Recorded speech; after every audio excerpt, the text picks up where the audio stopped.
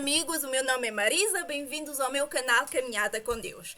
Amigos, hoje eu tenho aqui um convidado especial que é o irmão Douglas.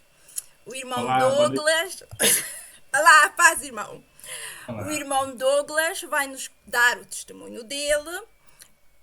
Eu ia dizer para quem não sabe, mas eu acredito que ninguém saiba. O irmão Douglas é o marido da irmã Gisele, que também já deu um testemunho aqui no canal, que foi sobre as chuvas, quando houve as chuvas em Petrópolis.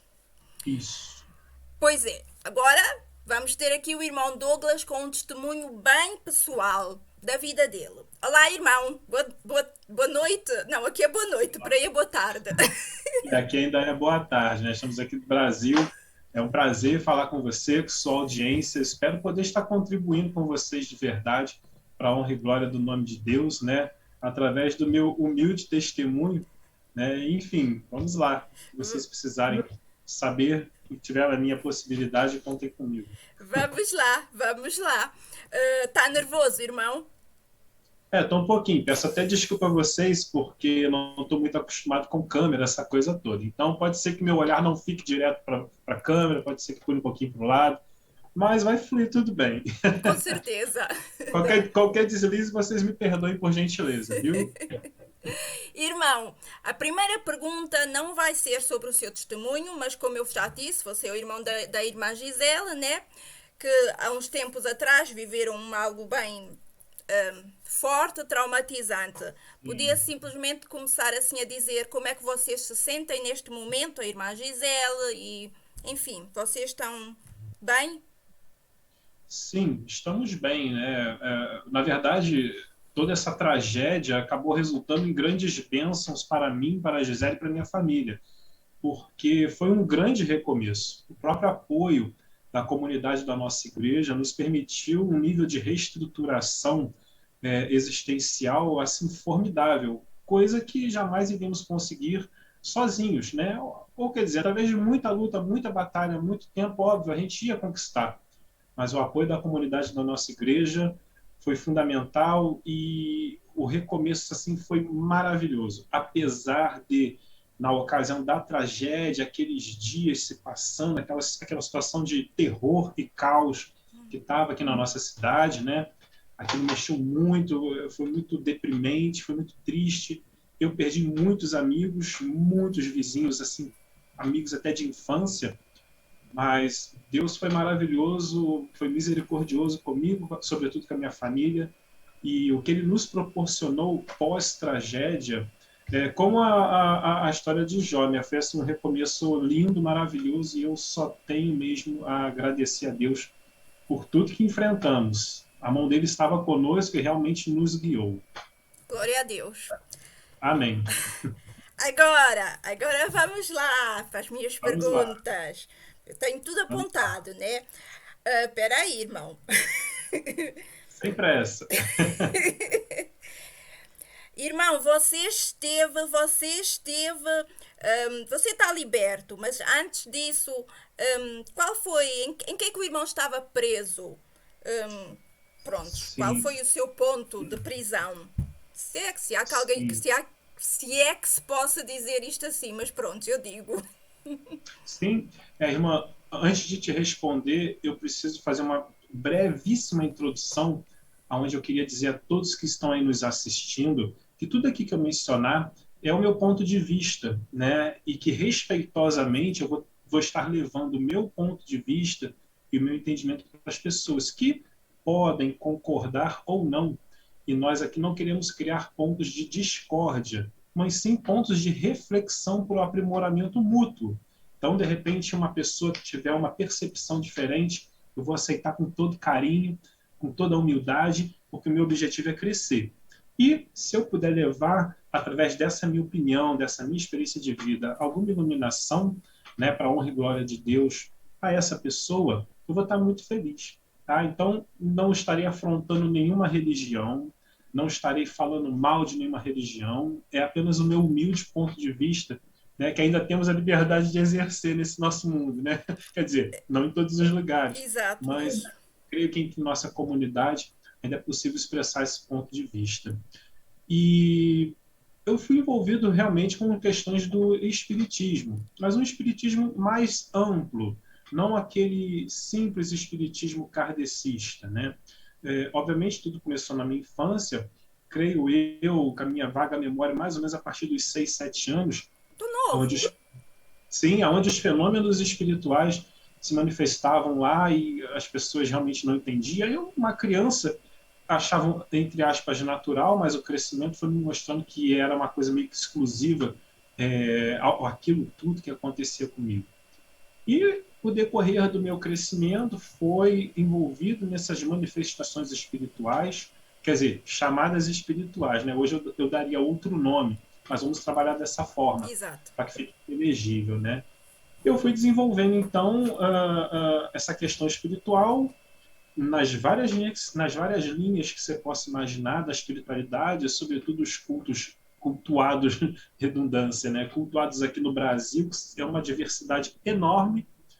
E chegou um momento em que eu precisei me aprofundar, porque não já estava tava pouco aquele conhecimento, então o livro não bastava, faculdade não bastava.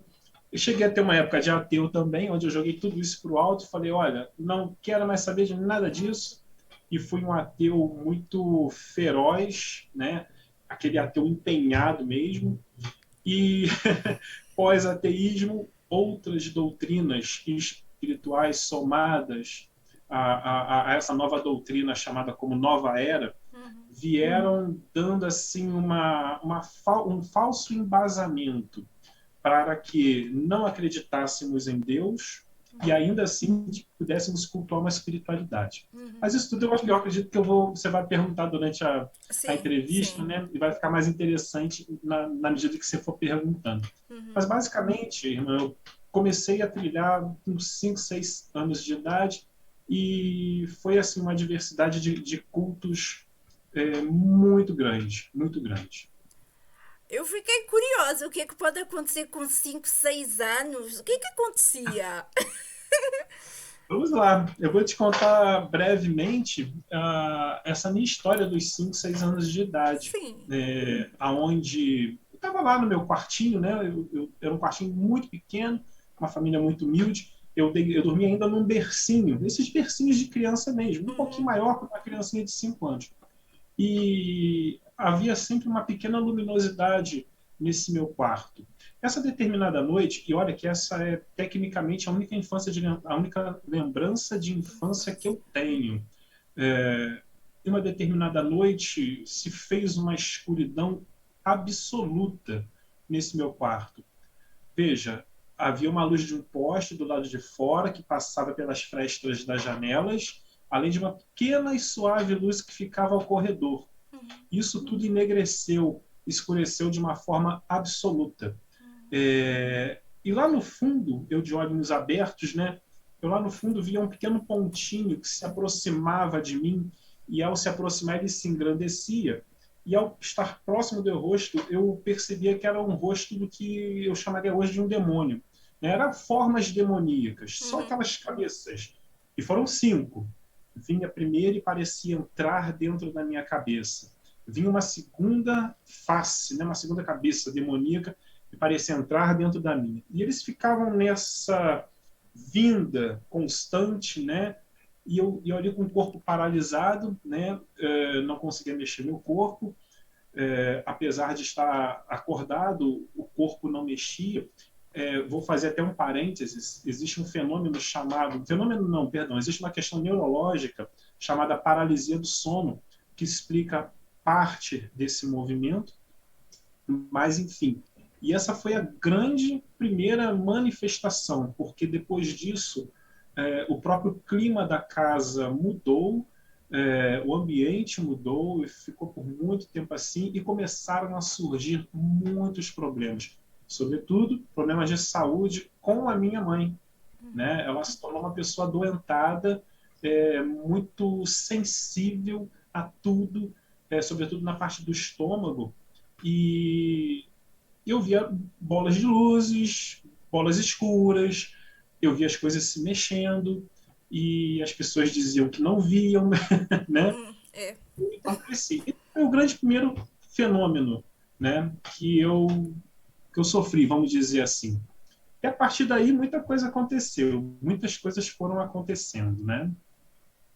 Como, por exemplo, Como, por exemplo, ver órgãos humanos. Era natural. A pessoa vira à minha frente e, de repente, eu estou vendo um fígado. Eu não sabia o que era, mas eu via. E conversar com gente morta.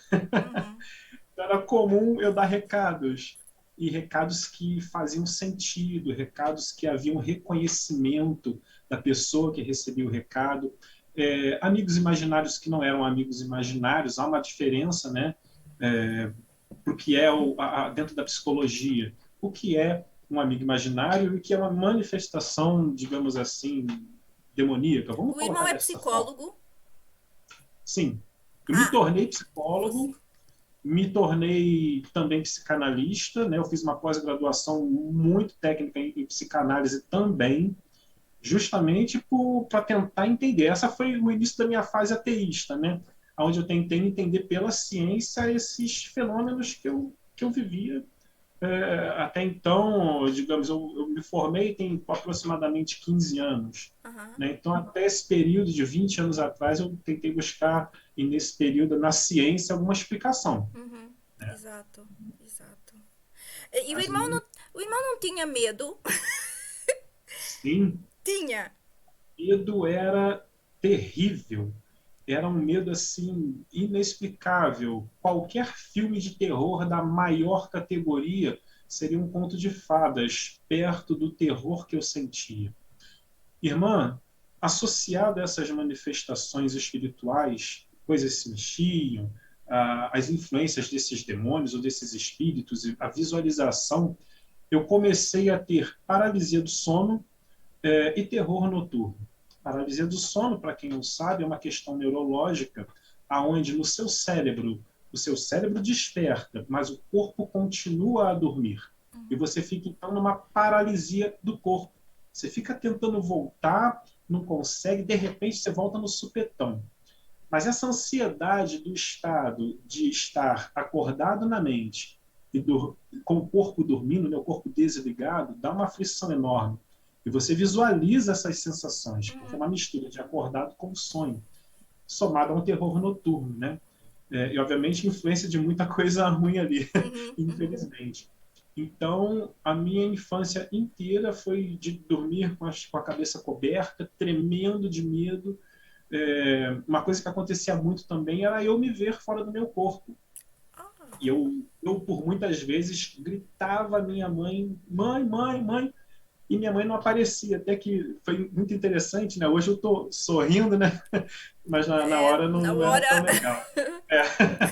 Uma vez eu pensando, por que, que minha mãe não me atende? Por que eu estou gritando? Por que, que meu irmão não acorda? E aí eu olhei para o lado, eu estava dormindo e eu estava sentado na cama. Né? Então, olha que projeção enlouquecida, né? Olha como eles manipulam Aham. de uma forma muito inteligente a nossa mente para essas percepções, né? Digamos assim, extrasensoriais.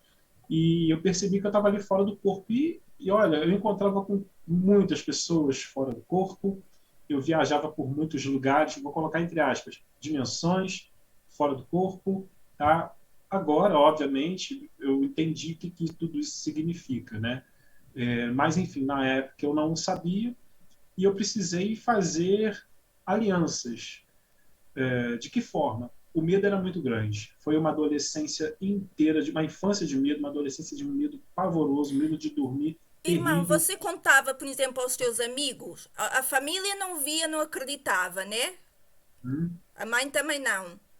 E a... Não, não, ela tinha um medo dela, porque ela via que o negócio era muito real. Ok. E os seus Mas, amigos? Tinham não, amigos? não. Também não. Ok. Nenhum amigo meu participou dessa situação. Ok. Não contei nunca para ninguém. Ok. O que é que o irmão ia dizer? Sim, eu Perdi-me. precisei fazer alianças, irmã. O Ah, que acontece? A conversação com entidades passou a ser uma coisa muito frequente, muito comum, tá? Bastante natural, inclusive. E era natural, ao dormir, eu ter 7, vou colocar entre aspas, 7 entidades que se deitavam na cama ali comigo. Eu deitava na cama, elas ficavam ali meio que do lado da cama.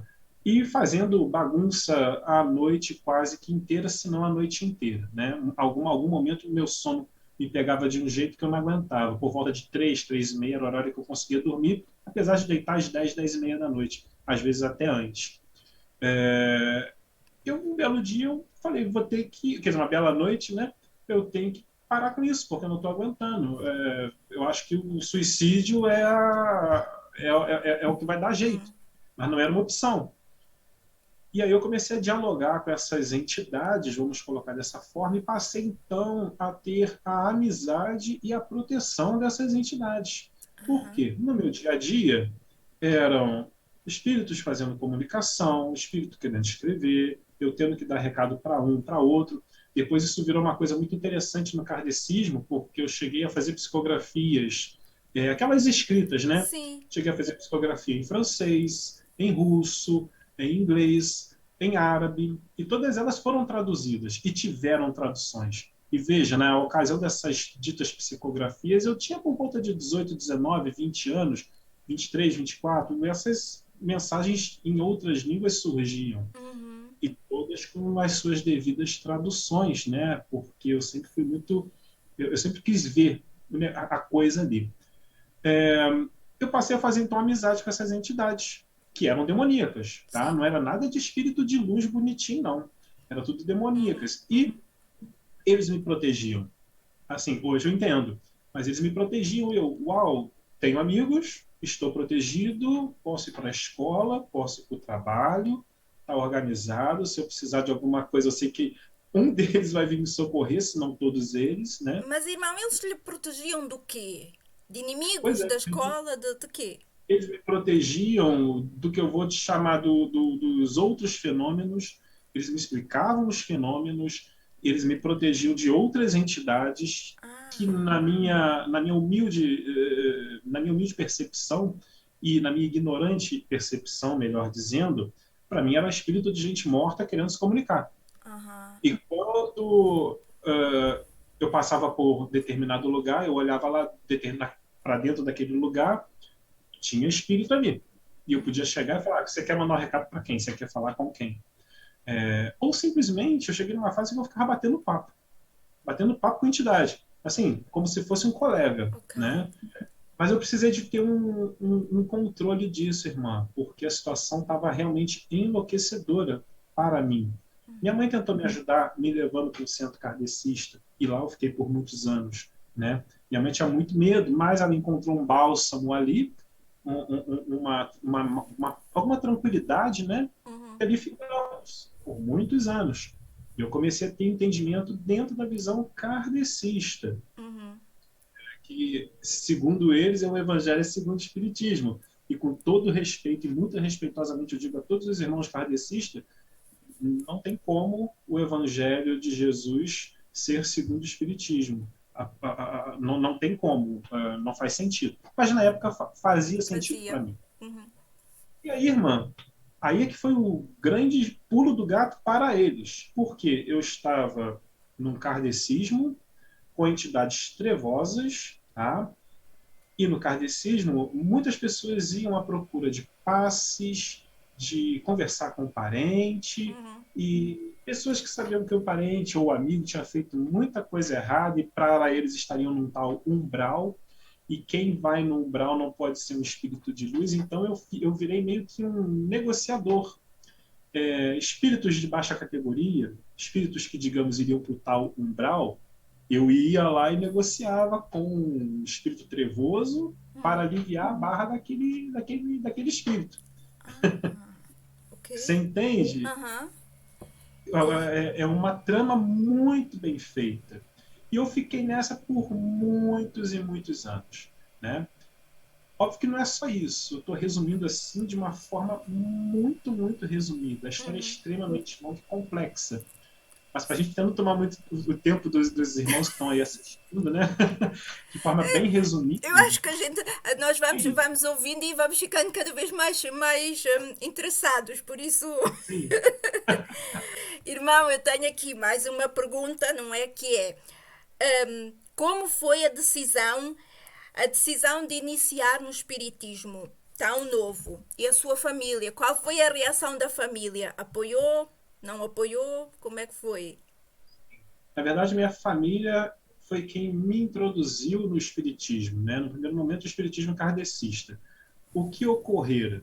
Haja vista tamanhos fenômenos, tamanhas situações de nível espiritual ocorrendo dentro de casa, na rua, na escola, não só comigo, né, mas também com a minha família nuclear ali, pai, mãe, irmão, né, obviamente muito mais eu, eles buscaram por apoio em tudo quanto é lugar, inclusive na Igreja Católica, na Igreja Evangélica, mas acabaram indo ao kardecismo. Minha mãe com muito medo, né, muito medo mesmo, ela tinha medo dessas coisas. Ela acabou indo no centro kardecista com a minha avó, me levaram, e lá eu me lembro, eu creio que eu tinha uns 8 a 9 anos de idade quando eu fui para esse centro, o primeiro centro kardecista. Eu fiquei maravilhado, porque eu vi espíritos, por favor, entre aspas, organizados, trabalhando de forma muito organizada, com um propósito dito para a luz, Aham. né? Buscando a tal evolução, buscando conhecimento. E apesar da tenra idade, eu fiquei maravilhado. Obviamente, nesse primeiro momento, com os fenômenos. E pensei eu, uau, aqui eu vou ter ajuda, aqui eu vou ter controle, aqui eu não vou ser mais assombrado, apesar de que eu continuei sendo assombrado, porque os próprios ditos espíritos de luz não cessavam de me colocar a escrever mensagens nas madrugadas, né? E de visualizar coisas, enfim. Mas foi uma coisa mais branda. Eu comecei a ver algo de luz, Sim. como eles normalmente dizem, né? E nesse sentido, eu fui me desenvolvendo o que eles chamam de mediunidade, né? Fui desenvolvendo essa tal mediunidade e a coisa foi ficando maior e mais inteligível para mim, né? E aí eu fui crescendo nesse ramo kardecista. Até que em um determinado momento não deu mais para mim, eu achei que estava pouco e fui buscar outros ares. Mas a família foi quem me introduziu nesse mundo de espiritualidade, Ok. né? E que ares eram estes, irmão?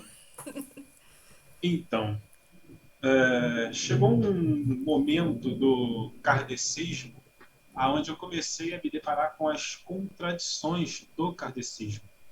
Mas acima das contradições, algo que era muito natural na minha percepção, e respeitosamente eu falo isso sem querer afrontar nenhum irmão kardecista, é apenas a minha opinião. O ego dentro do kardecismo é muito grande.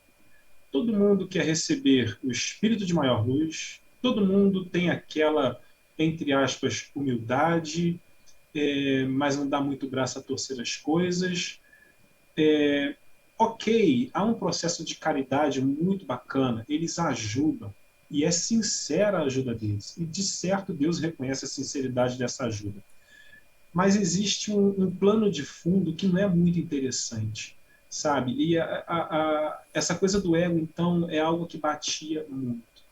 No meu próprio grupo, sem falar mal de ninguém, até porque são todas pessoas, eram todas pessoas, e acredito que sejam ainda, pessoas muito boas, mas há um jogo de a minha entidade é melhor que a sua, a minha entidade veio do Oriente, a minha entidade foi não sei o quê, ou na minha encarnação passada eu era um rei, todo mundo foi rei, e na encarnação passada ninguém foi plebeu, né? E ainda assim os que falam que eram plebeus, que eram pobres, que eram humildes, ainda assim falam querendo despertar um sofrimento no No outro, né? outro? Como diz, ó, oh, como sofreu. Sim, uma Então, piedade, né? Assim, um. exatamente, mano. Querendo despertar uma piedade Coitadinho. no outro. Então, falta muito isso. E as próprias contradições. Você veja que na época em que eu decidi sair, as próprias contradições já se bastavam, né? Além dessas questões da psique, né? do kardecista. Não estou generalizando, existem pessoas realmente sinceras nas suas ações e atitudes, mas então, de forma resumida, as contradições que o kardecismo apresentava e as questões do ego, da psique, daqueles irmãos que, apesar de terem boa vontade, demonstravam, me levou a buscar outras coisas, né? A própria questão da naturalidade. O kardecismo se acha uma religião evoluída acima de todas. Ele, quando vê uma pessoa de uma outra religião, ele diz que é um espírito inferior que ainda não alcançou a luz. Então ele sempre coloca abaixo dele as outras pessoas e diz isso com uma humildade, né, aquela humildade entre aspas, como quem diz, aquele irmão, aquela religião, tadinho deles, Coitadinho, eles né? ainda não evoluíram. Exato. Então é tudo assim. Então, tudo eles são os evoluídos, os quase Jesus Cristos, né? Isso, para mim, não cabia de forma alguma. Decidi, então, buscar outras áreas. E vou contar para você depois quais são esses áreas. Ok. Bem, irmão, agora a próxima pergunta. Quais vertentes do espiritismo é que o irmão conhece? E Ótimo. vo- Pois não, pode posso? completar. Você apenas se envolveu com um crédulo ou também com outras doutrinas? Aprofundou-se em outras crenças? Eu acho que é crença. Pode-se dizer crença, né? Sim, sim, sim. Prontos. Pois é. Eu me aprofundei em muitas vertentes do Espiritismo, em muitos credos, né? Em muitos crédulos, vamos dizer assim. A partir da saída do kardecismo, pelas questões que eu mencionei atrás, né? Um ponto que ficou faltando falar, que eu acho importante, é que no kardecismo a gente estava visando muito o homem, o ser humano, como ponto máximo e tal, e esquecia-se muito da natureza. Os espíritos da natureza, os espíritos enfim, dessa coisa natural, naquela ocasião, isso também não batia muito bem comigo. E o kardecismo acha que a Umbanda é involuída, de um modo geral, sem generalizar e respeitosamente. Falo mais uma vez, é a minha opinião. O que eu percebia era que essas religiões, sobretudo de matrizes africanas, eram mal vistas. E eu justamente fui buscar isso. Como pode desfazer-se da natureza ou não levar em consideração tudo isso? Então comecei a buscar outras coisas, algo que me dava uma comunhão com o natural. Encontrei então a Umbanda. A Umbanda me abriu outras portas. Eu fui buscar também a Quimbanda, que é uma vertente diferenciada. A partir da Quimbanda, eu me encontrei com a magia do caos, né? O caoísmo, vamos dizer assim. A partir do caoísmo, eu me encontrei com as escrituras satânicas de Anton LaVey, a própria magia do caos de Crowley, né? Um autor, e dentre outras coisas, até mais complexas.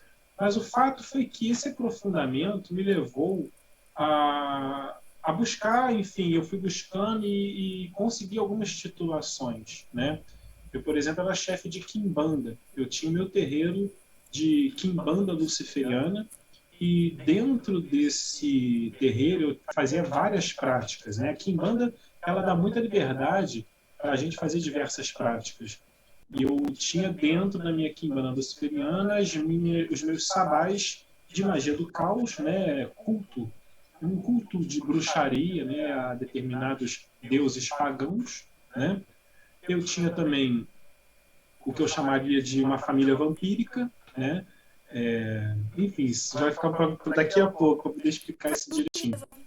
Né? É uma classificação que se tem, né, de seres que sugam energias vitais. Mas, enfim, isso talvez não seja nem tão importante nesse momento. Mas, dentro da Quimbanda luciferiana, eu tinha a prática de magia do caos, tá? Eu tinha os sabás de bruxaria, que eram feitos à noite, tudo bonitinho, na mata, aquela coisa toda muito bem estruturada, e o voodoo, que eram as três principais linhas que eu praticava dentro da minha escola de magia. Na verdade, meu terreiro de Quimbanda era uma ordem de magia, né? Era uma ordem de magia onde eu tinha lá, eu lecionava magia oculta, né? Enfim, essas magias aí que eu te falei, eu lecionava, eu estava formando bruxos. Graças ao bom Deus, nunca formei nenhum. mas estava em vias assim de ter um diplomata ali já, né? Mas enfim, O irmão, o irmão eu também estava matava animais, fazia assim trabalhos com animais, matar sim, animais. com certeza, com certeza. Não tinha como não fazer, né, nesses meus rituais. Além disso, eu já fui praticante de candomblé, né? E isso dentro das matrizes africanas, tá? Fora dessas matrizes, eu tinha em algumas ciências espiritualistas também alguma aquisição de conhecimento que era até bem interessante, sobretudo na parapsicologia. Né? Eu tinha, por exemplo, nas ciências espiritualistas chamadas conscienciologia e projeciologia, um entendimento técnico-teórico do que seria o parapsiquismo. No kardecismo, eles vão falar fenômenos mediúnicos. Na conscienciologia, eles vão falar parapsiquismo. Né? Eu comecei a estudar essa questão do parapsiquismo também. Né? Também já tive no Rosa Cruz, já fui Rosa Cruz. O que é isso? Eu não conheço.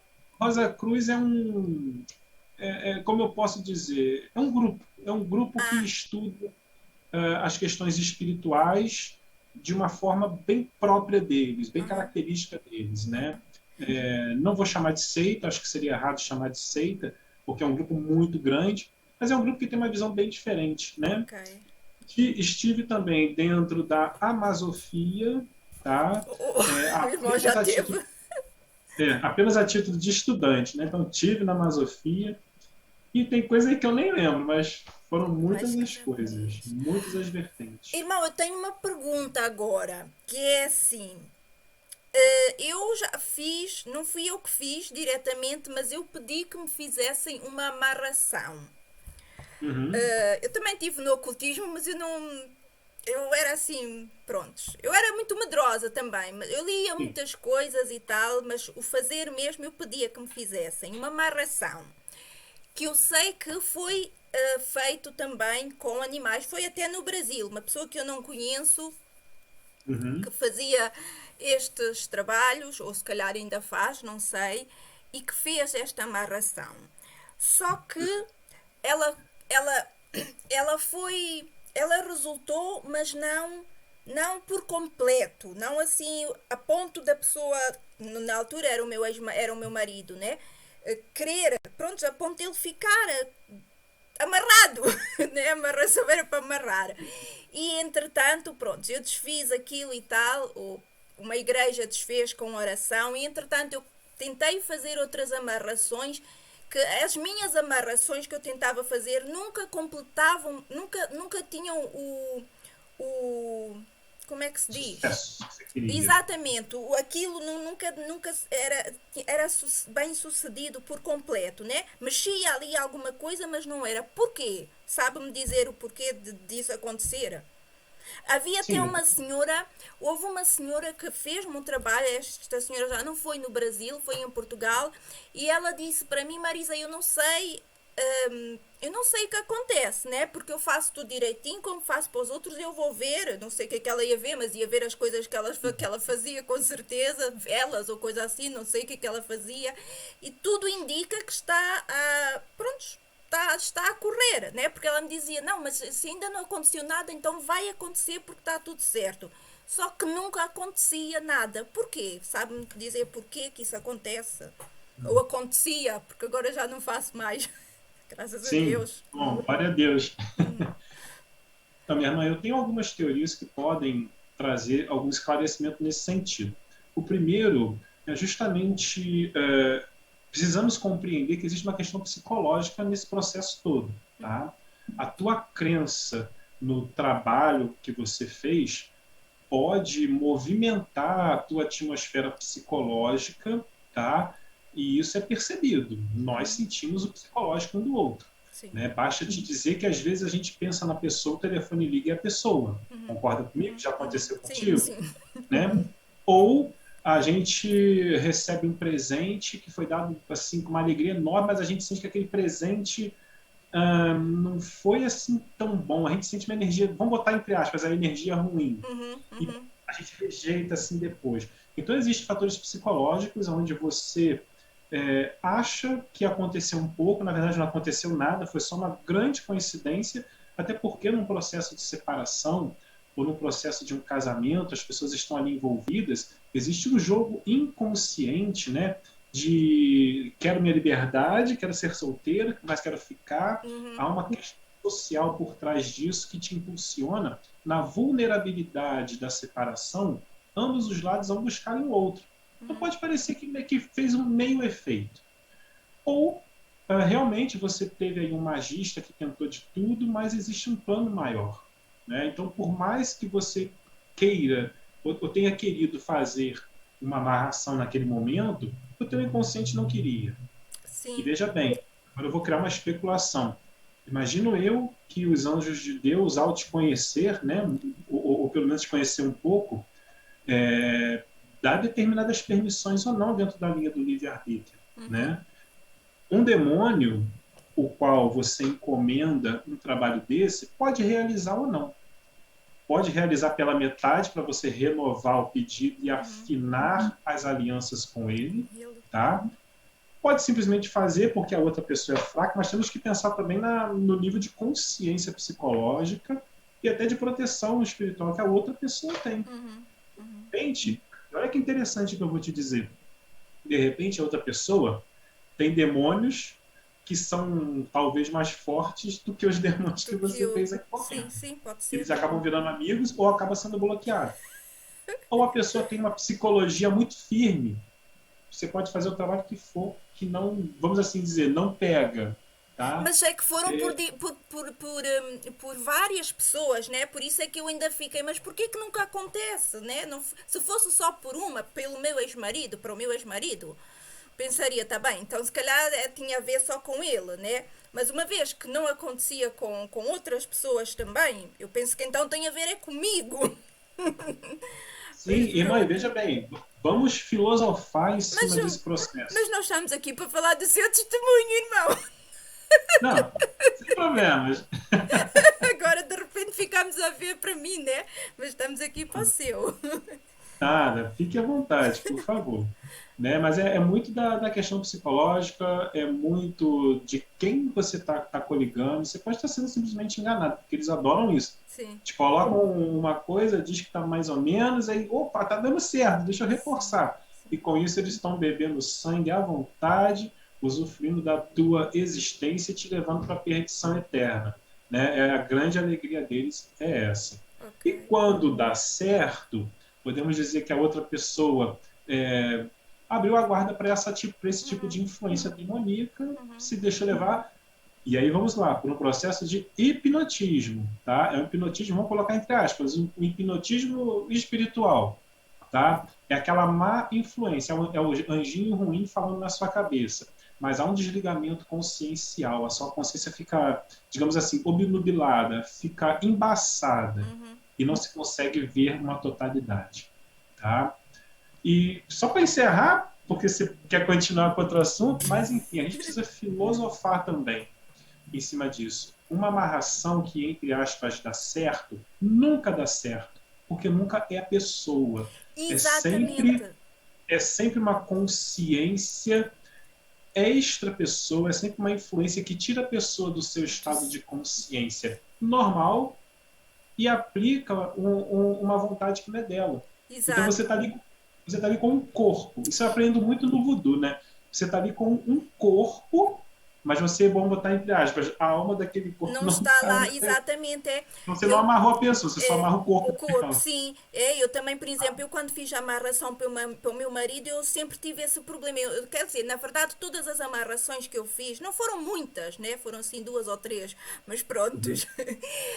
Sempre, eu tive sempre este problema. Não, mas eu não quero ter uma pessoa amarrada por mim. Eu sempre fiz numa de se calhar um dia vai deixar de ser amarração e vai vir realmente, mas o saber que está ali amarrado. Mas pronto, vamos voltar para o seu testemunho. Sim, vamos lá. Um dia se calhar vamos falar aqui mais sobre amarrações e Ó, trabalhos e não sei o quê e o que eu fiz, mas ó, hoje é sobre si. Como no espiritismo, como é o mecanismo que Satanás usa na chamada mediunidade. Esses mecanismos diferem entre si nas diferentes vertentes espirituais? Excelente pergunta. O que leva as pessoas a se hipnotizarem e a se entregarem a esses rituais, a essas sensações, é tudo, repito, uma questão psicológica e veja, parece simples de falando, né? Mas é uma questão até hormonal. Você sabe que existem processos no corpo humano onde entramos em êxtase. E é justamente a promoção do êxtase feito é, é, é, pela serotonina, que é bastante artificial, mas sobretudo pela endorfina. Tá? Essa sensação de êxtase, normalmente, psicanaliticamente falando, tá? Vou fazer um parênteses, é o que todos buscam, felicidade. Se aquilo te faz feliz, digamos assim, tá bom, né? Talvez não é o melhor, mas Yeah, se mas você assim, está bem. Então, os diversos rituais, irmã, buscam justamente ativar essa sensação de você estar fora de si, até porque nós buscamos uma religião, ou uma fé, ou uma crença, porque estar em si é complicado. Buscamos esse suporte exterior. A gente eleva ao alto, ou enfim, seja onde for, buscando alívio de nós mesmos, porque não damos contas, teoricamente, do nosso dia a dia. Ou queremos alguma conexão com o alto, não queremos imaginar que a vida acabou na morte e pronto. Então, a busca pelo transcendental é algo natural do ser humano desde que ele existe. Então, quando você vai para um determinado culto, você tem diversas ritualísticas que te fazem conexão com esse, digamos, algo superior ou algo mais inteligente e espiritual. E você tem aquilo que te prende, inclusive fisiologicamente, que é justamente a sensação de prazer, de alívio, de conforto, que é a endorfina. Você tem uma ideia? A endorfina cura depressão, cura síndrome do pânico, cura dor muscular, ela promove um relaxamento gigantesco e ela, digamos assim, tira do teu campo de visão, pelo menos temporariamente, aquela pressão do dia a dia. Num ritual de matriz afro, existe um fator psicológico muito interessante. Filosofe comigo, irmãos, por favor, vamos viajar comigo aqui nessa filosofia. O que prende a pessoa? Vários fatores. Vamos lá. Vou falar da minha quimbanda, tá? Você entra num local escuro, pequeno, com uma luz vermelha acesa. Você ouve dois ou três tambores tocando, tá? Você ouve aquela música muito repetitiva e você já vai com a intenção de querer uma manifestação. É normal. E aí vamos voltar ao útero materno. É um local pequeno, quentinho. Quando se vê alguma luminosidade, é uma luz vermelha por conta dos vasos sanguíneos. O bebê escuta o próprio coraçãozinho, que é muito rápido. O coração do bebê é muito rápido. Mas ele também escuta o coração da mãe, que é mais lento do que o dele. São dois tambores num local escuro, de luz suavemente avermelhada quando passa uma luz. Só que no útero, a gente não tem preocupação, a gente não precisa se preocupar em comer, dormir. Tudo é felicidade e paz. Dentro de uma casa de quimbanda ou de umbanda, num rito de giro de esquerda, vamos dizer assim, ou nas próprias questões ritualísticas, você tem esse ambiente feito novamente. Perceba, você sempre entra numa cúpula, você tem a música, então é muito fácil prender as pessoas nisso. E fora isso, você tem o que eu chamaria de apoio coletivo. Um sempre apoia a manifestação do outro. As entidades incorporadas são sempre vistas com muito respeito, mesmo que o seu, entre aspas, aparelho, receptor, seja uma pessoa de caráter duvidoso, mas incorporou, ali se tem o respeito, né?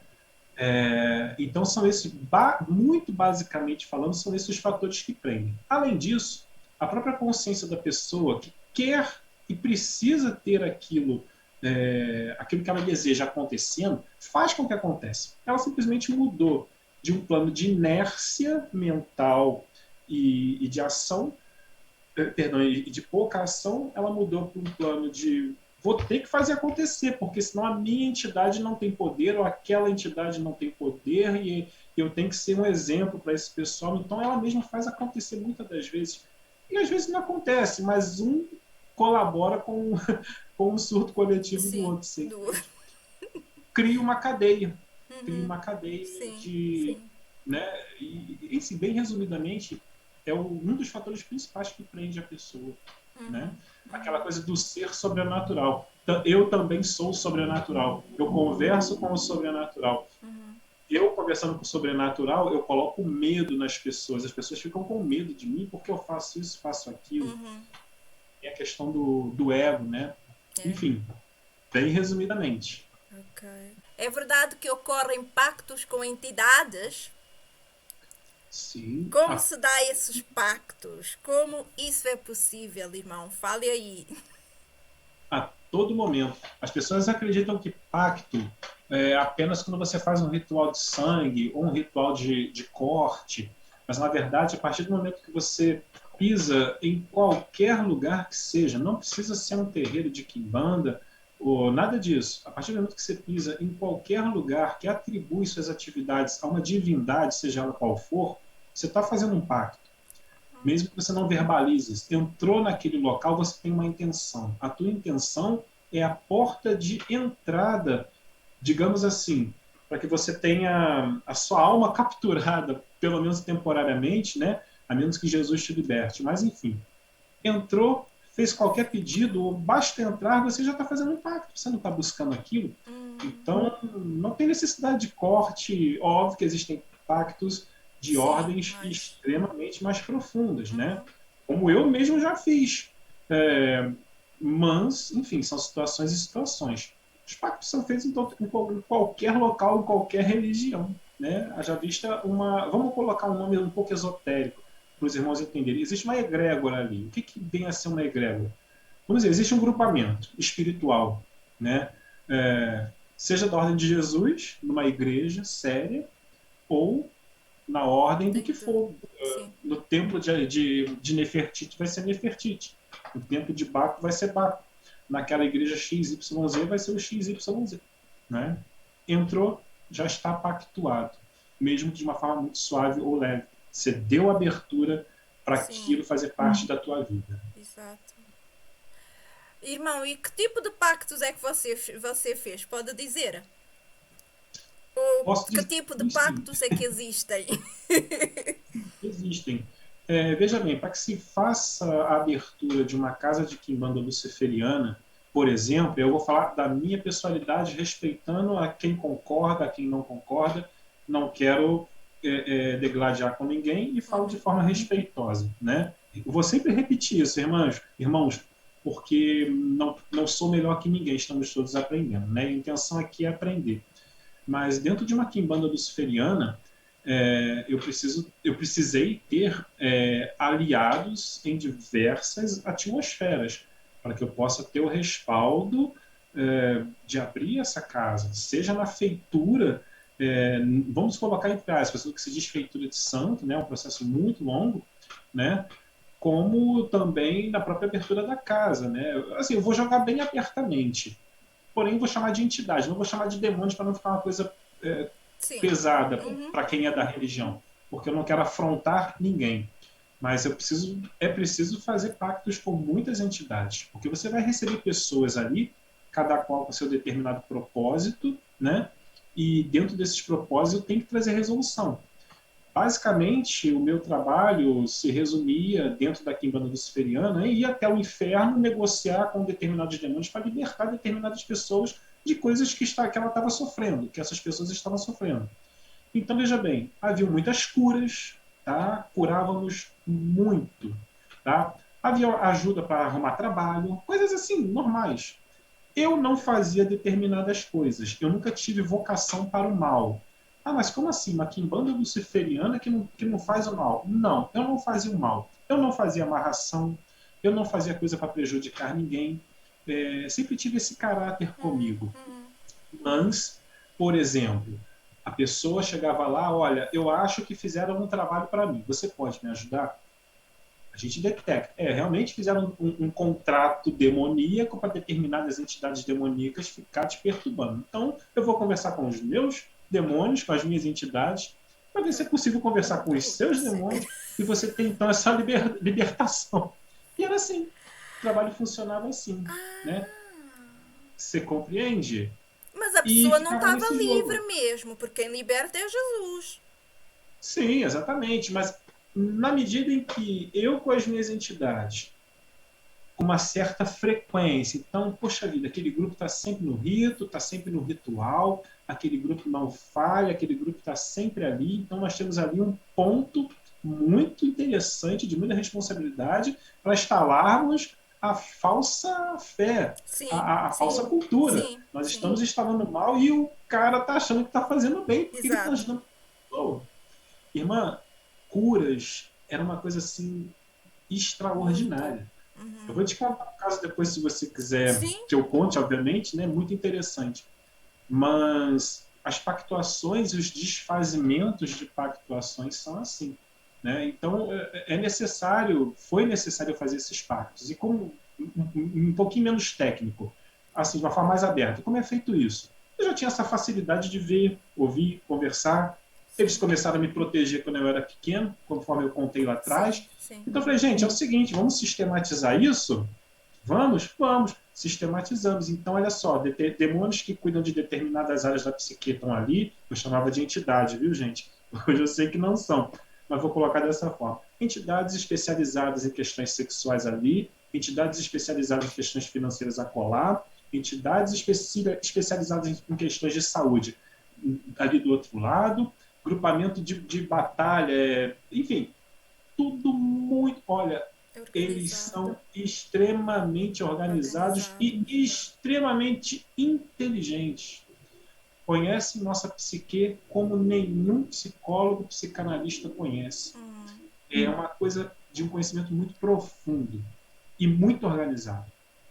A bagunça, e aí vou fazer um parênteses aqui, que é um assunto que a gente pode entrar depois. A bagunça está em anjos caídos que enlouqueceram e continuam loucos. Estes são subordinados de anjos caídos que não enlouqueceram, porém acham que estão fazendo o bem. Olha que interessante essa coisa que eu estou trazendo. Existem sim anjos caídos que acham que estão fazendo bem, acham que estão se, digamos, regenerando. Não sei se é a palavra correta, mas de alguma forma, assim, entre aspas, um arrependimento, não sei se é a palavra certa, tá? Mas enfim, acham que estão fazendo bem. E existem, obviamente, os grandes chefes. E aí vou tocar num nome que eu não gosto de falar muito, mas enfim, existem os abismos infernais, que eu diria que são os locais onde essas entidades habitam, né? Existem esses abismos infernais, isso inclusive está no Vedanta, para quem se interessar, enfim.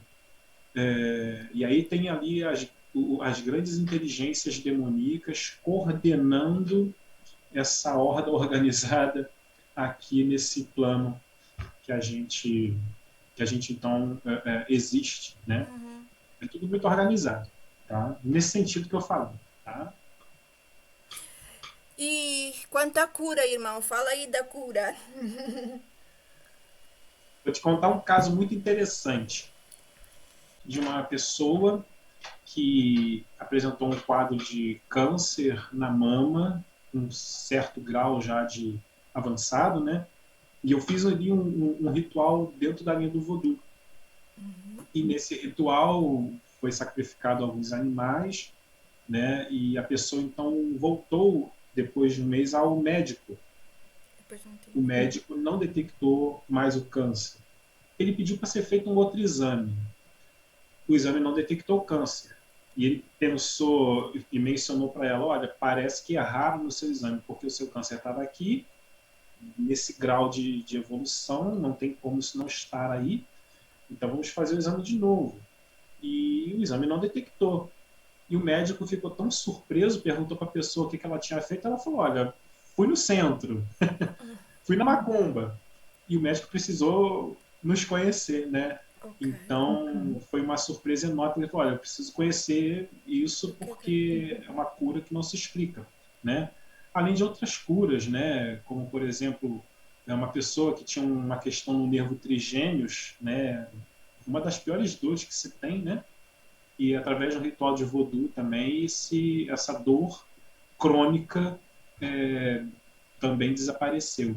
Né? Então, são fenômenos de cura, sim. Óbvio que a Bíblia é muito clara nesse sentido. Né? Só Deus pode curar, né? Mas a verdadeira Exato. cura, só Deus. Sabemos que os demônios, isso acontecia muito. Deixo até como uma mensagem para as pessoas que de repente estão vendo esse vídeo, frequentam as macumbas por aí, né? É um fenômeno muito comum, cansei de presenciar isso, é uma coisa extremamente natural. A entidade coloca uma dor em você, por exemplo, uma dor de estômago, você vai no terreiro, a dor melhora.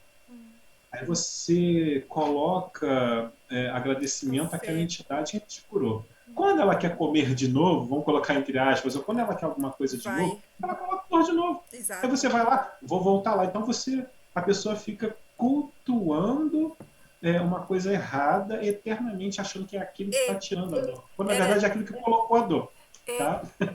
era isso, por exemplo, também que me prendia no ocultismo, né? Assim, eu quando fazia as orações que eu fazia, assim, para almas, né? Para os mortos e tal, aquilo acontecia durante um tempo, mas depois então eu pensei, então vou voltar para lá, vou voltar a fazer uma oração. E era sempre neste vai e vem que eu ficava até que.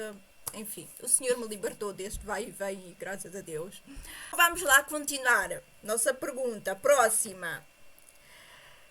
O que são estas entidades ou quem são? É o que são, acho eu, a pergunta certa, né? Porque quem é uma pessoa. E o que é que acontece com as pessoas que dão legalidade a elas entrarem nas suas vidas? Uhum. Irmã, dentro do que eu pude observar, e mais uma vez é a minha humilde opinião, né? Essas entidades absorvem muitas formas. A mesma entidade já se apresentou para mim em diversas formas.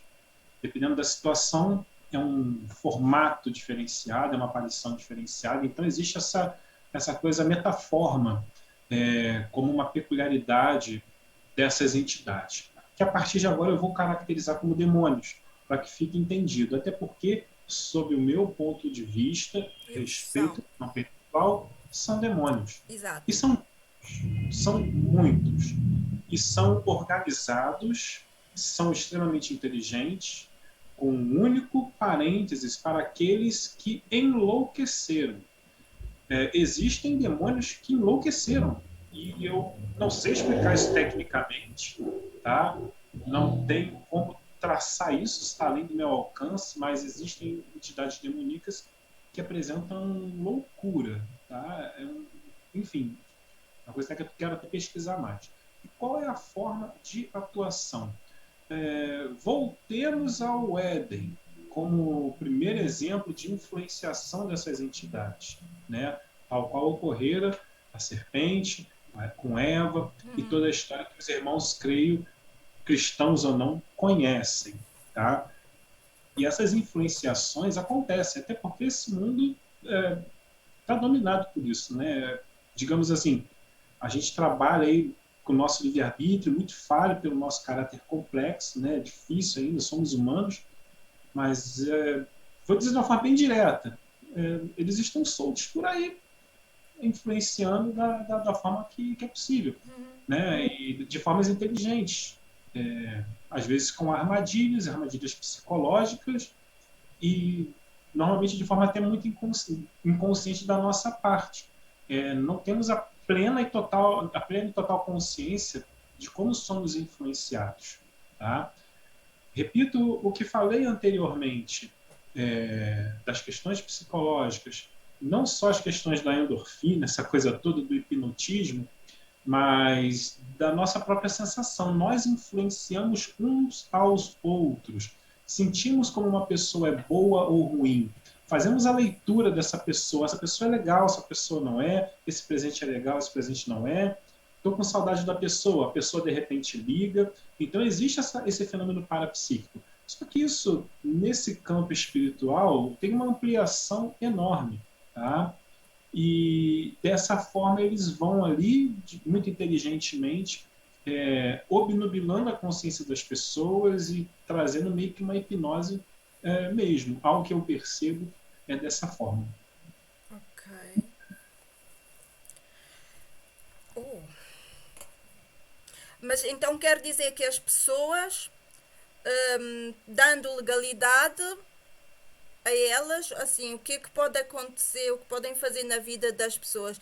Tipo que mandar na vida das pessoas, né? Assim, né? Comandar, tipo comandar. Sim, a É. primeira forma Eu vou que ter... o ser humano, que nós humanos damos legalidades a esse tipo de entidade é quando começamos a acreditar que somos autossuficientes. Aham. Começa por aí. Começa aquela sugestão: poxa vida, eu estou casado, eu não posso mais fazer aquilo porque minha esposa vai ficar brava comigo. Ou é, gostaria tanto de estar num outro lugar agora, mas não posso estar. Ou aquela pessoa me afrontou na rua, eu não posso deixar isso barato, eu não posso ser humilhado. Isso desperta sensações ruins, né? E aí começa aquela influenciazinha: olha, você é autossuficiente, você faz parte do universo, você não merece isso, você tem que revidar. É, começa a criar essas ilusões, tira de nós uma visão mais cristã das coisas, né? E a gente começa a querer reivindicar o nosso lugar, nossa O posição, nosso, começamos sim. a achar temos o direito disso, eu tenho esse direito, eu consigo resolver isso e aquilo. A gente tira então a legalidade de Deus ao tomar conta de nossa vida e a gente passa a achar que somos semideuses, né? O Nova Era é muito interessante, né? Porque o Nova Era diz que somos partículas divinas e logo somos deuses. Deuses.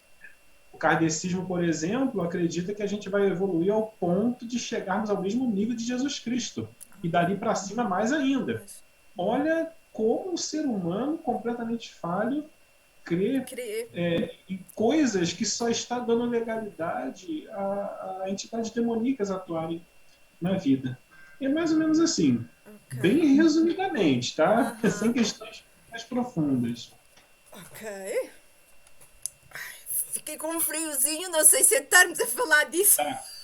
Aqui está bem frio. Aqui está bem frio. Tá, aqui também é. Eu não liguei o aquecedor e agora tá fresco, mas pronto. Vamos lá. A próxima pergunta.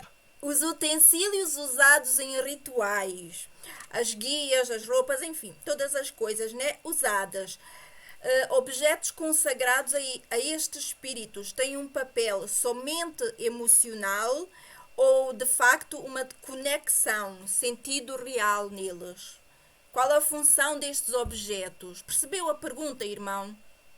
Compreendi, Ok. compreendi.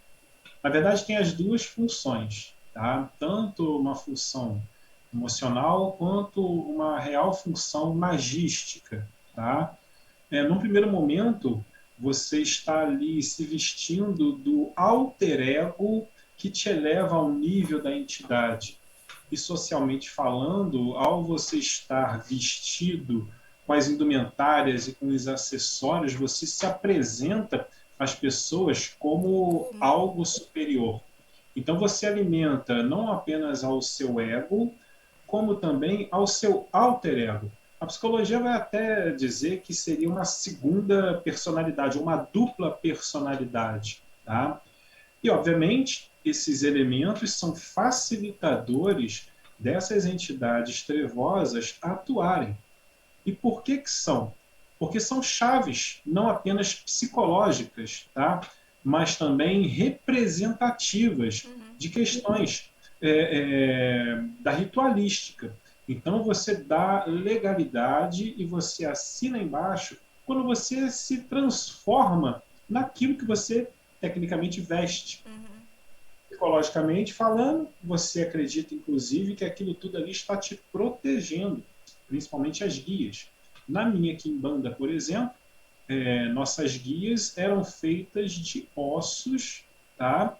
E de cristais. nada de coisas de plástico, nada de coisas artificiais. Então assim, era muito osso, muita pata de ave, né? Muita pedra. E olha, passava por ritualizações assim bem demoradas até aquilo estar pronto. Não é só fazer um cordãozinho, não. Aquilo fica às vezes enterrado em cemitério, às vezes pendurado em bananeira de um dia para o outro. Enfim, é uma série de ritualísticas que tornam aquilo uma assinatura do teu convênio ou do teu pacto com aquela entidade. Além de que as indumentárias e as roupas te demonstram para a sociedade o grau que você tem naquele ritual específico. Isso te engrandece frente a essas pessoas, Sim. né? Magisticamente falando, é como a música. Eu vou trazer a música como um exemplo de como funcionam as roupas e as indumentárias. Imagine você ouvindo a oitava sinfonia de Beethoven. Imagine agora você ouvindo um thrash metal de uma banda satânica. Tudo é música, mas uma te coloca num padrão mental bom, digamos assim, bacana, né? E o outro te coloca num padrão mental ruim.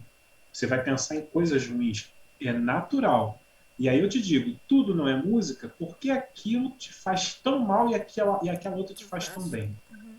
Então, para que você, enquanto uma pessoa que trabalha numa casa, seja qual for, não precisa ser divertente de matriz africana, como uma quimbanda, um candomblé, pode ser rituais de bruxaria normais, né? Quando você veste as roupas e as indumentárias, você está colocando a sua psique no estado vibracional padronizado com a entidade demoníaca que te assiste. Imagine que no meio do ritual tu pensa uma coisa legal. A entidade não gosta de coisas legais. Vai dar problema. Então, para que você mantenha uma frequência pensênica, ou seja, uma frequência de pensamento compatível com aquele demônio, você tem que abaixar o teu padrão. Você tem que ficar no thrash metal demoníaco e não na oitava sinfonia de Beethoven. Tá? É mais ou menos isso que esses elementos agem enquanto função. Ok. Então, vamos lá. Nossa penúltima pergunta, caso não me venha assim uma assim de repente à cabeça. Ok. Ok. Existia uma hierarquia entre esses demónios? Existia? Não, na verdade ainda existe, né? O facto do irmão já não Sim. estar lá não quer dizer que já não exista isso, né? Uhum. Mas existe uma hierarquia entre os demónios e uma organização, como eles atuam, como eles Uhum. trabalham? Sim, a tua pergunta corrobora a pergunta anterior, posterior, né, feita sobre a questão essa questão da hierarquia. O que acontece no próprio céu há hierarquia, né? Quando esses anjos caem, a hierarquia não muda, apesar de haver enlouquecimento por parte de alguns e por aí vai, mas existe uma organização satânica, porque Satanás tem planos que, obviamente, estão perdidos, mas enfim. E essa hierarquia, a hierarquia demoníaca, ela é traçada de várias formas. Primeiro, com a função específica de cada entidade. Tá? Cada entidade tem ali uma especificidade no seu plano de atuação contra o plano de Deus. E eles recebem nomes. Vou lhe dar, de repente, exemplos para que seja compreensível. Numa cultura hindu, por exemplo, vai ter um nome particular daquela região. Numa cultura. Vamos puxar aqui mais para o Brasil, vamos falar mais daqui, né? A gente tem diversos nomes de entidades. Cada nome, na verdade, não é o nome real. É como se fosse um brevet. É como se fosse soldado, cabo, sargento, Ah, ok. tenente. Então, por isso que existem em vários lugares entidades com o mesmo nome, né? Entidade X tem a mesma entidade com esse nome tem em diversos lugares. Na verdade, a entidade não tem esse nome. É a patente que representa a atividade dessa entidade. Então, entidade fulano de tal está trabalhando aqui, mas também está trabalhando lá? Sim. É porque existe uma hierarquia. O nome tão somente nos direciona a que tipo de função aquela É entidade que. exerce. Mas o nome Ah, da entidade em si é outro. né? Ok. Havia uma. Havia uma que eu fazia uma oração que é uma pessoa usada. Uma pessoa não. Que é um nome muito usado aí no Brasil. Que era para o amor. Pombagira. É Pombagira, né? Sim, sim. Que os brasileiros usam mesmo. Então quer E, dizer, eu sempre pensei que quando eu dizia Pombagira, eu estava a falar com, pronto, com aquele demónio que se chamava Pombagira, mas então estava a falar com a hierarquia dela, né? E depois há muitos que agem no Pombagira. É isso? sim, exatamente. Existe, por exemplo, como você mencionou, a Pombagira e diversos outros nomes. Pombagira X, Pombagira Y, né? Isso, na verdade, representa apenas a função que essa entidade atua, né? Eu não vou falar especificamente dessas atividades, porque talvez possa soar agressivo às pessoas que cultuam Sim. esse tipo de entidade. Eu não quero trazer um aspecto tão diretamente negativo, porque a pessoa pode se sentir afrontada e ao invés de elucidarmos, Uhum. né, causar problemas. Mas eu deixo aberto para as pessoas que tiverem curiosidade de saber, a gente dentro de uma reunião ou de alguma forma, dentro e também dentro do pouquinho que eu conheço, trazer essas especificidades, né? Entidade tal, com o que ela trabalha? Entidade X, com o que ela trabalha? Por que trabalha? Os nomes explicam, tá? Eu só não vou falar isso aqui porque pode, ao invés de trazer Sim. elucidação, trazer retaliação. O nosso objetivo é paz e respeitar todo mundo, que, enfim, a gente tem que respeitar. E a gente faz isso sempre com muito amor e muito carinho, né? Mas, enfim, quem tiver curiosidade, talvez numa outra possibilidade, Podem escrever aí nos só nós, né? comentários. né? Exato. Exatamente. Irmão, agora, depois de tanta conversa sobre as trevas, como foi a sua conversão? E Ótimo. quando? Com quantos anos? O que é que aconteceu? Fale Uhum. conosco. Vamos lá, melhor parte. Eu tenho pouquíssimo tempo de convertido, na verdade. Eu tenho hoje, creio que 6 a 7 meses apenas de convertido. Mas sempre fui uma pessoa muito curiosa que buscou sempre o conhecimento de muitas coisas, sobretudo das religiões, né? Inclusive, principalmente, talvez, na época em que eu era um ateu ferrenho. Eu buscava ali na Bíblia todas as contradições que eu pudesse encontrar e fazia parte de grupos que defendiam, né, o ateísmo, né, até em programas de televisão, essa coisa toda. E eu estudava muito. E estudava muito e muito. Obviamente, o ateísmo se misturou com essa espiritualidade que não necessitava de Deus, e eu fui embrenhando, mas a vida não melhorava, né? A vida estava sempre estacionada, eu tinha sempre mais do mesmo. Uma angústia, uma sombra que não se entendia, e começaram então a surgir alguns problemas lá na minha ordem, né? E eu decidi então, e até precisei, na verdade, fechar as atividades da ordem e fiquei ocioso espiritualmente falando nesse tempo. E nesse meio tempo, minha esposa começou a buscar. Na verdade, ela já estava buscando, mas ela não havia me falado, né? Por achar que eu não ia, enfim, achar legal, né? Até porque essa escola a gente começou junto, né? Foi uma ideia minha e dela, e eu acho até que, na verdade, partiu mais dela do que de mim. Mas ela teve a bênção de Deus de uma forma muito interessante, ela conseguiu abrir os olhos muito antes de mim, até porque eu tinha responsabilidade com a ordem. Mas o fato é que a angústia imperava no meu ser. Mas a Bíblia também não entrava. Eu não compreendia como se podia aceitar aquele livro, com aqueles mandamentos, com todas as contradições que eu achava que Que eu tinha, tinha. mas a angústia continuava. E até que eu resolvi dar uma chance, mas uma chance racional.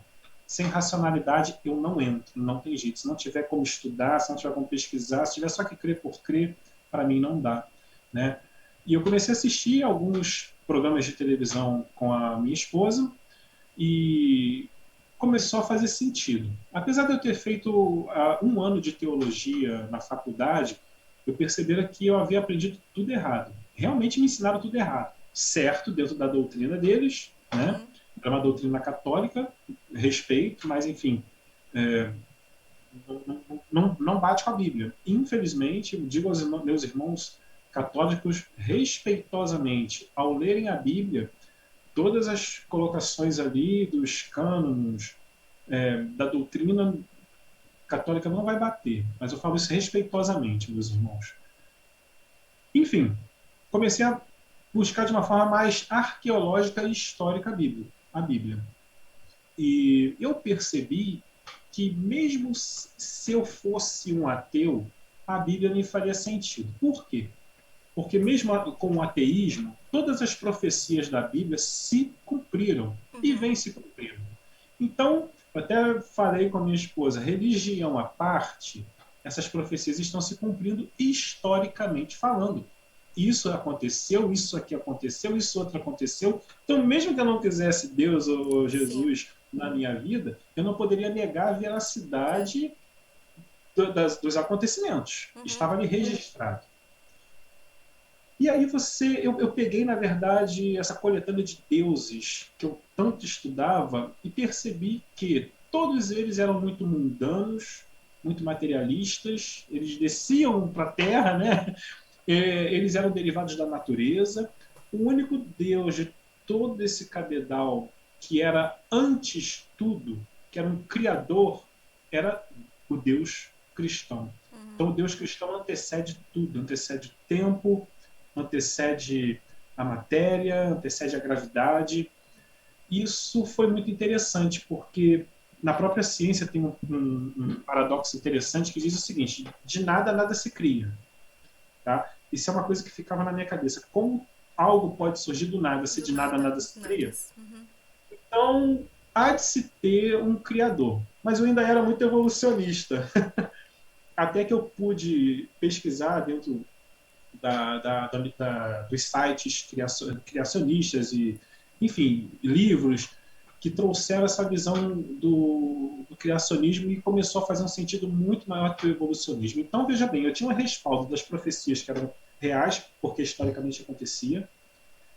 Eu tinha uma releitura do criacionismo sem a paixão do evolucionismo, e tudo fez muito mais sentido. Assim, é uma coisa fabulosa. E aí eu pensei, gente, esse Deus cristão não quer nada de mim. Ele só me diz o seguinte: tenta ler minha palavra e tenta ver se faz sentido. Se fizer, você vai me aceitar naturalmente. Outro fator interessante: o Deus cristão é o único que não exige o seu amor. Todos os outros deuses você é obrigado a amar, você é obrigado a reverenciar. Deus te deixa livre para amá-lo ou não. Ele simplesmente diz: eu te amo. Se não me amar, tudo bem. Ele não vai te punir por isso. E isso foi algo assim fabuloso. Depois que eu pude entender, que eu tive a oportunidade de entender essa máxima, eu pensei, por que não então tentar dar uma chance para tudo isso? E aí quando eu falei, vou aceitar Jesus, vamos ver como vai ser esse processo. De repente, tudo literalmente começou a mudar de uma forma muito radical. E o entendimento da Bíblia começou a chegar e chega constantemente. É um livro maravilhoso, é um livro doce, é um livro de um pai que quer simplesmente poder amar o seu filho. É um livro que não te exige nada complicado, até porque quando você começa a entender a Bíblia, é natural você viver como ela te orienta, que é a palavra de Deus, torna-se prazeroso, Exato. Não é uma obrigação, como as pessoas dizem. Exato. Você não vai poder fazer mais nada. Você está proibido tudo. Deus é cruel, o livre-arbítrio não existe, essa coisa toda. Então foi um processo muito natural. Então, mesmo que eu não aceitasse Deus ou Jesus, eu não poderia negar a veracidade das profecias historicamente vindo a se realizar. Mas olha que interessante, irmã. Você tem um livro inteiro que te aponta para os últimos dias. Você percebe que estamos vivendo os últimos dias. Porque as profecias que historicamente você vê tendo ocorrido, te diz, olha, se até 95% do livro tudo aconteceu, não vai ser esses 5% que vai falhar. Exato. Correto? Então, peraí. A probabilidade desses 5% estar errado é É muito. pequena. A probabilidade de estar muito certo. Eu não quero ficar aqui. Então, deixa eu entender esse processo todo. E aí é uma questão de abrir o coração mesmo e ter uma experiência pessoal, né? É realmente uma experiência muito pessoal. Qualquer testemunho que eu ou qualquer outro irmão trouxer vai ser muito impessoal perto de uma experiência pessoal. Pessoal. Acho que cada um tem que dar aquela oportunidade. E é muito simples. Deus, Jesus, não te compreendo. Me ajuda a te compreender. Ponto. A sinceridade das tuas palavras, das tuas emoções, vai trazer as respostas que Sim, você precisa, sim. né? Enfim, bem resumidamente foi mais ou menos isso. Óbvio que tem muito mais coisa por aí, né? Nesse meio todo, mas o mais impactante foi realmente essa leitura ateísta da Bíblia, né? Da sua evolução histórica, onde as profecias historicamente acontecem, né? E essa percepção, inclusive científica, você vê que a ciência prova a existência de Deus. É muito Sim, interessante. Do nada, nada se cria, logo algo criou sim. É. algo. Porque, Fica assim, e outra máxima da ciência também é: vida só pode vir de vida. Somente uma vida pode gerar outra vida. outra Somente vida. vida gera vida. Exato. Nós não estamos aqui vivos, o que gerou a vida senão uma vida superior e inteligente, né? Enfim, a própria ciência, a própria arqueologia, a própria história nos levam a crer na Bíblia e, consequentemente, e principalmente, crer na palavra de Deus.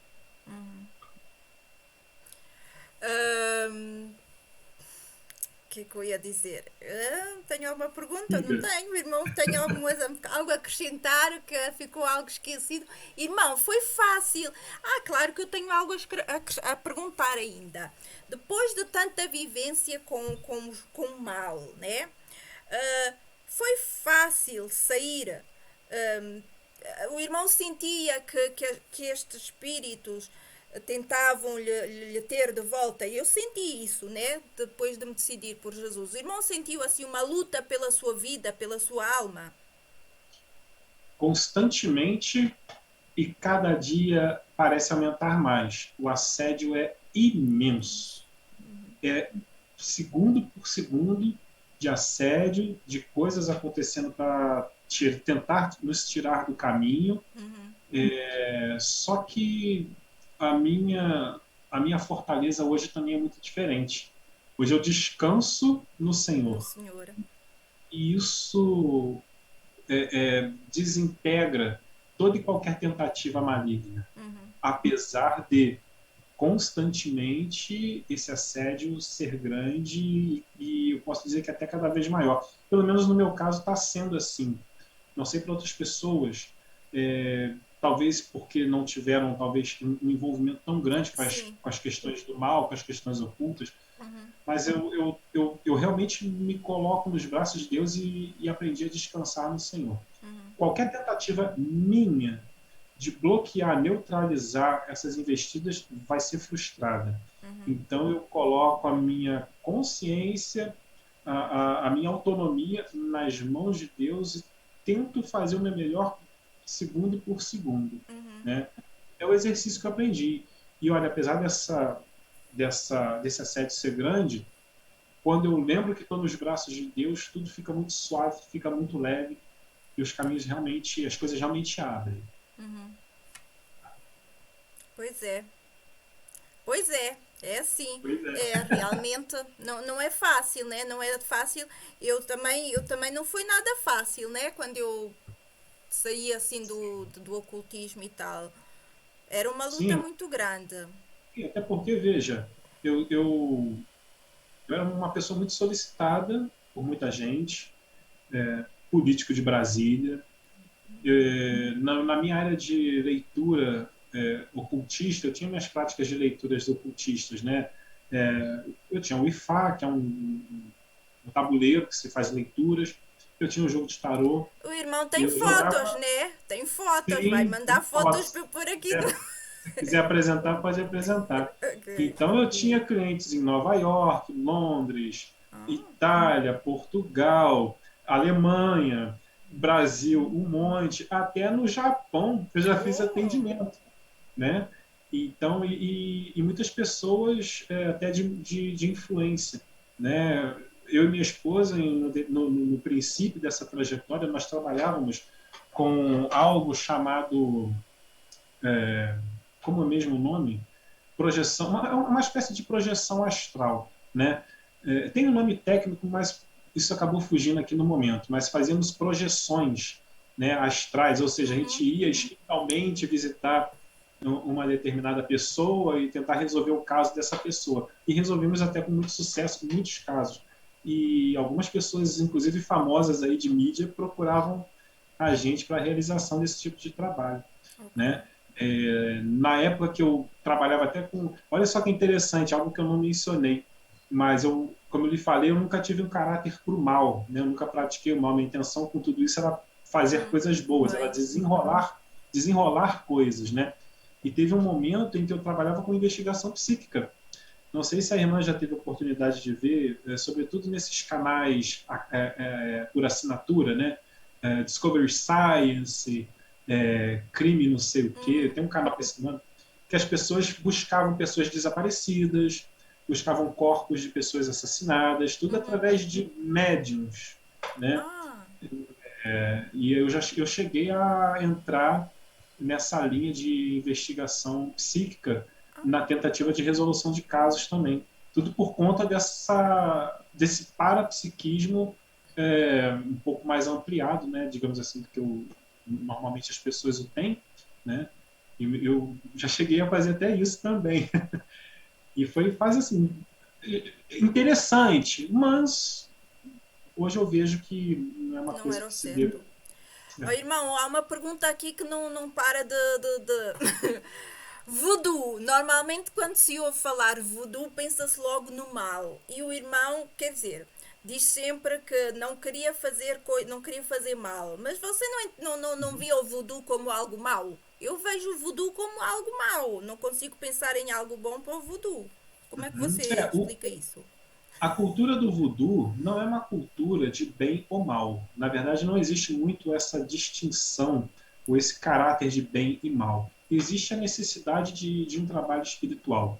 Você veja que a religião voodoo ajudou muito os haitianos a se libertarem lá da escravidão, da guerra, aquela coisa toda. Tiveram vitórias enormes de liberdade para o povo deles.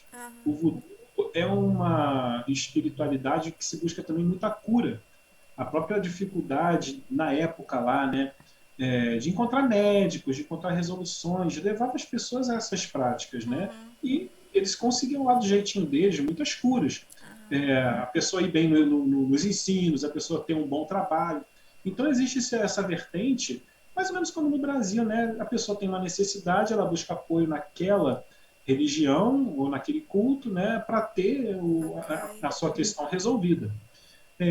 Contudo, midiaticamente, e até por conta das influências religiosas predominantes, ficou-se apenas a parte, digamos assim, negativa. Eu não quero dizer com isso que é certo, eu não estou Sim. legitimando é, o voodoo ou qualquer outra religião, né? Mas também não posso deixar de ser honesto e dizer que foi extremamente demonizado essas religiões. E o voodoo, Ok. extremamente mesmo. Tá? É que Veja eu. bem, não estou justificando as práticas. Sim, Hoje sim. eu vejo como algo errado. Errado. Mas não tem assim, era o que o povo tem, é o que o povo Sim. tinha. Sim, Não sim. É que compreende? eu não sei, se calhar é porque eu vejo o voodoo, eu sempre vi o voodoo como assim aqueles bonecos com agulhas que as pessoas Uhum. picam, né, para fazer mal, Aham. por isso para mim voodoo era sempre assim, este bruxaria pesada Aham. mesmo, né? Aham. Ok. E sim, eu tinha lá, por exemplo, alguns rituais que eu usava bonequinhos, né? Mas a gente pode usar esses bonequinhos, por exemplo, para fazer uma cura. Quer dizer, é, eu estou só explicando a consciência que eu tinha Sim, naquele momento. sim, sim, sim. Bonequinhos eram usados para cura. Olha Procura só e que interessante. determinada pessoa uma vez me pediu para fazer um voodoo por conta de uma pessoa muito agressiva que estava vindo de viagem e queria ficar hospedado na casa da família. E ninguém queria aquela pessoa, porque aquela pessoa, além de ser usuário de drogas, causava um rebuliço muito grande. E costumava sempre terminar em briga física, a ponto de a polícia ir lá.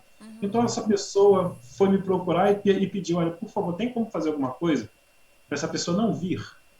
Porque se vier, a gente vai perder a paz. E aí fazia-se então um trabalho com o bonequinho. Você vê que a intenção da pessoa não era ruim. Ela só estava pedindo no lugar errado e eu achando que estava fazendo coisa boa. Exato. Entende como é Sim, subjetivo? Né? É muito é, subjetivo. Quando nós não temos um manual chamado Bíblia, toda a nossa intenção fica subjetiva. exato. Temos a Bíblia, a gente sai do campo da subjetividade e passa para uma objetividade. E aí tudo flui com coerência e racionalidade. Né? Agora, quem não teve oportunidade de conhecer a Bíblia, ou não se permitiu conhecer a Bíblia, vai agir subjetivamente, achando que está fazendo bem. Eu achava que estava fazendo bem. E, de fato, entre aspas, estava. Mas não era o melhor. O melhor, Né? exato. Eu quando fiz a amarração para o meu marido também achava que estava a fazer o bem, porque na verdade ele também não queria o divórcio, né? O meu marido é indiano, o meu marido não, o meu ex-marido é indiano. Aham. A família organizou um casamento para ele, nós já sendo casados, e nós teríamos que nos divorciar para que este casamento dele na Índia existisse. E ele dizia que não queria, então eu pensava assim, bem, é meu marido, nós temos um filho, e ele não quer, só que ele não tinha coragem de ir contra a família dele lá na Índia, né? Por causa da religião e tudo mais. Então eu Sim. pensei, se eu fizer um trabalho, então vai dar a força que ele necessita, né? Para dizer Ah. não e se afastar da família, né? Então eu sabia que era errado, mas na minha cabeça eu estava a fazer o certo. É o pai do meu Exatamente. filho, era meu marido, ele não queria, mas Exatamente. prontos. É a subjetividade do bem e do Do mal. bem e do mal, sim, o que é bem e o que é mal, né? Mas prontos.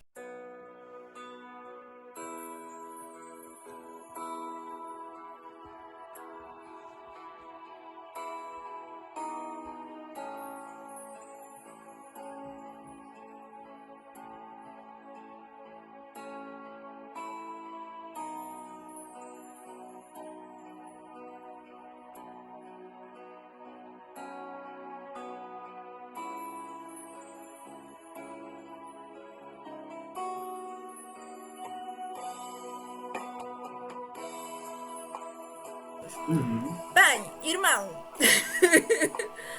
nós falamos bastante.